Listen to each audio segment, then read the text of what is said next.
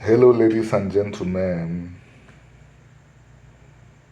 It's a little bit late in the day, but I have the inspiration to talk about this subject that has invited interactions with people outside my immediate circle. It is the question of the status of the land we know as Igbo land, roughly 30,000 square miles of territory in the southern part of Nigeria, contiguous, right there in the middle of the rainforest.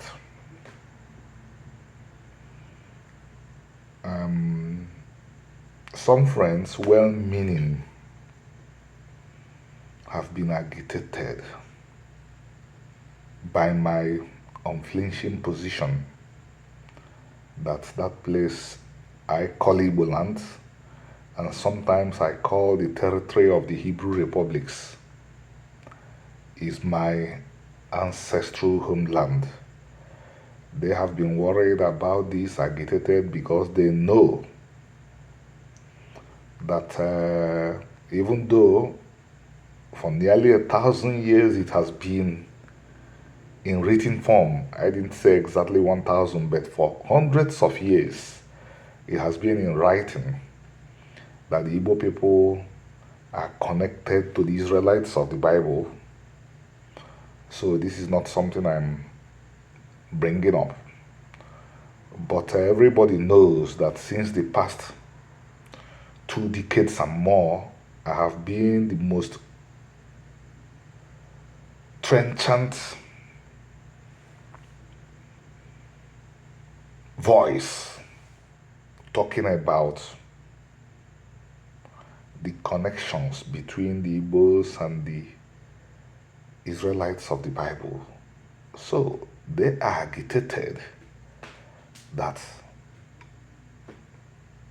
the same person they see saying that the Igbos came from Israel is also the same person that is saying that Igbo land is an ancestral homeland of the Igbo people, because conventional wisdom is that everybody that came out of Israel should see wherever they are as the land of exile and see only the land of Israel as ancestral homeland.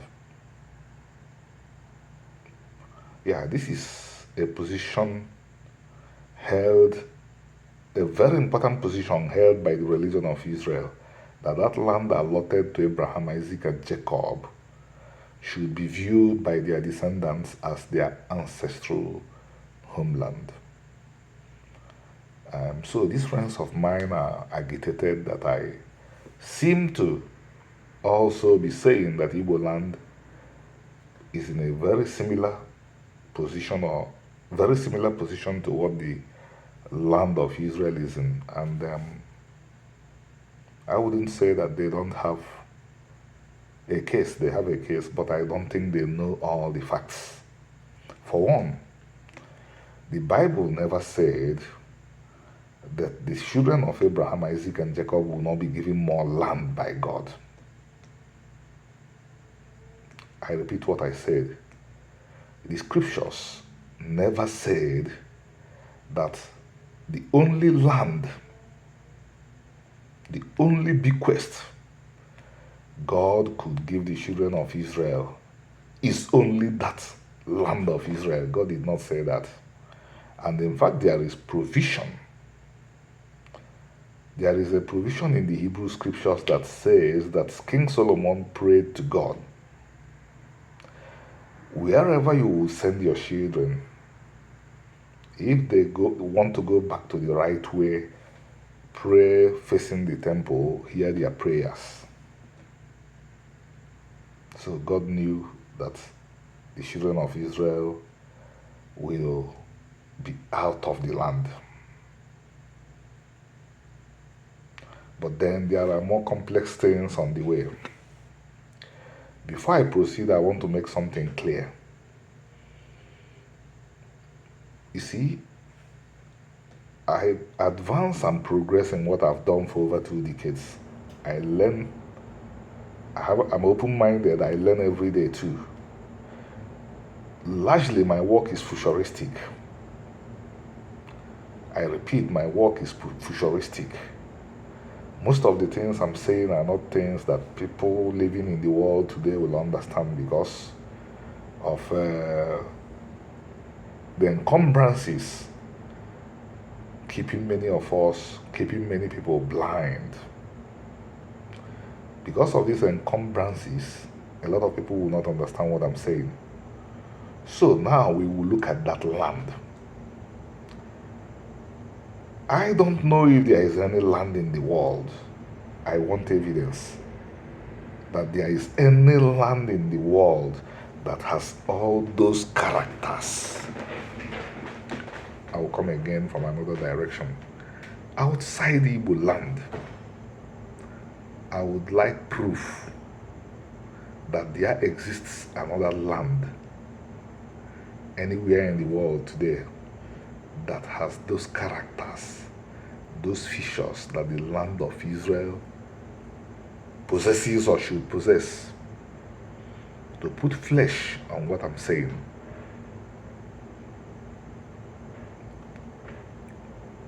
Most people in the world today cannot say that they saw the biblical Israelites. I'm being open-ended. That's why I say cannot say. Nobody in the world today saw a biblical Israelite. So the best glimpse of the biblical Israelites we have is the accounts, the narratives that discuss them in the Hebrew Bible. And if we believe the Hebrew Bible, or if we take it serious, we should take seriously customs like the one that says the land will vomit you if you do not keep the commandments of God. But we did not see the biblical Israelites, remember. So what's our proof that things like that happened? We can only find the proof if we engage with the Igbos and the Igbo land. Not only do the Igbos believe that the land vomits people from the land, but we have proof that Igbo land is vomiting the Igbos, as the land of Israel vomited the Igbos, vomited the Jews, vomited the Karaites, vomited the Samaritans. The Igbos say, "Anana atummado." The Igbos say, "Anana abommado." The land vomits people. And why would the land vomit you? When you live abominably, when you commit sins on that land, the land throws you up. This is Igbo religion that I'm talking to you about now. This is an Igbo belief, primordial, antique, inherited from the ancestors. And interestingly, what you do to merit the land throwing you up is arrow. In the Igbo language, arrow means abomination. In Hebrew, it means abomination, taboo.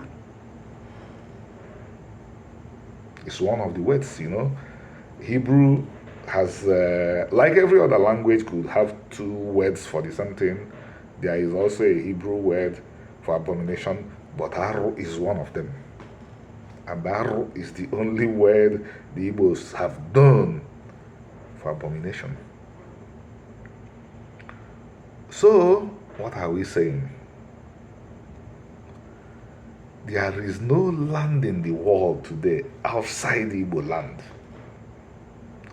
that has all the qualities that the land of Israel has and should have. Why would I neglect things like this?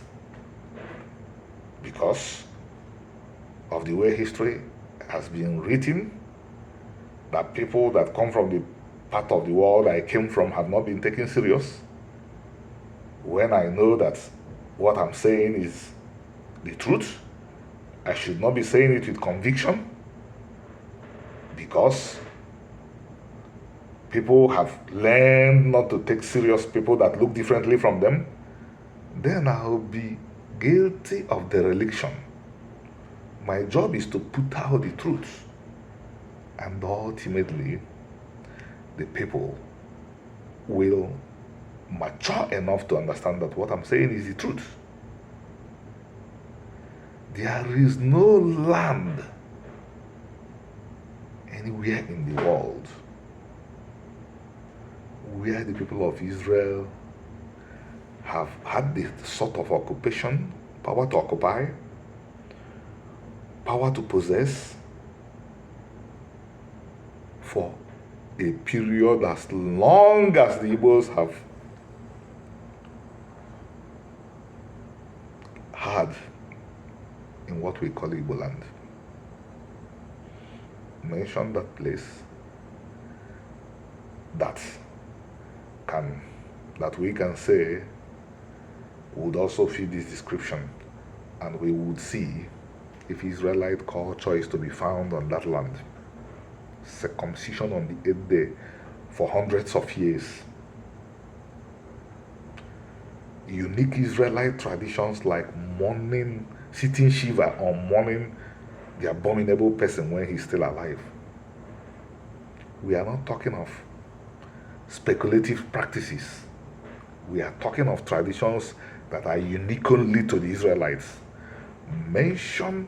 We have proof that they happened in the land of Israel, or we suppose that they happened in the land of Israel because we know that Igbos observe them.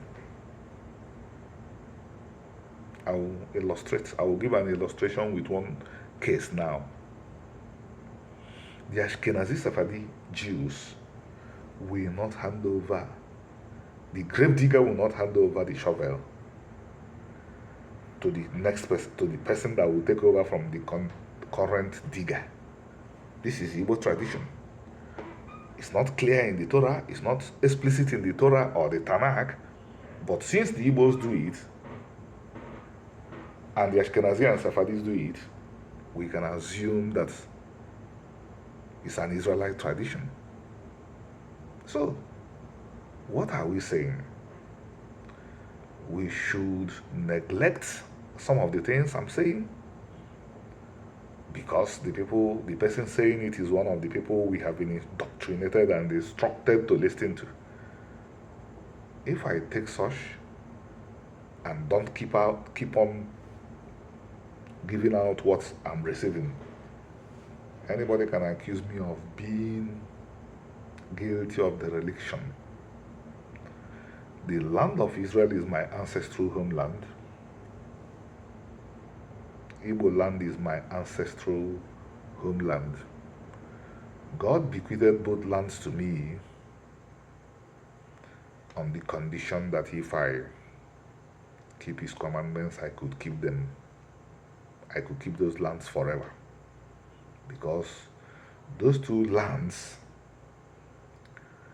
if the people of Israel are able to keep them, these two lands are the lands they would bring Israelite culture back to. The lands that they will replant Israelite culture in. And their brothers and sisters, I mean the rest of humanity, will eventually, alongside themselves, inherit the blessings of Abraham. We only read about those blessings we have not come close to, inheriting the basic ones among them. But before the world will inherit these blessings, the people of Israel must understand those blessings. Isaiah talked about a time when there will be no wars. How do we get to that time? The Igbos know. The Igbos were able to build a society in what we call Igbo land that had no prostitutes, no destitute, no homeless, and they got the resources from the Hebrew Bible. They got the resources to build this from the Hebrew Bible. Well, things fell apart, but things are coming together again, and that is why I say I will continue to say what I'm saying, even if there is nobody in the world today that understands it. There will be a time when there will be people that will use it. Thank you. Have a beautiful evening.